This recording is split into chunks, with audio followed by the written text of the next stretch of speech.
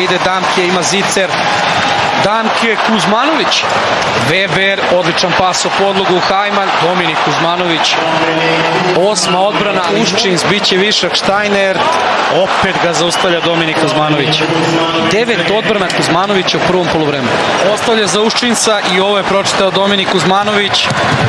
Mertens nije dobio ovu bitku. Zbunio se Mertens. Nije išao da poveća sebi ugao. Ide pas za Kolbahera. Za njegov renome, možemo reći, se obrukao malo. I evo Zicera, šta radi Dominik Kuzmanović? Koštali Nemačku.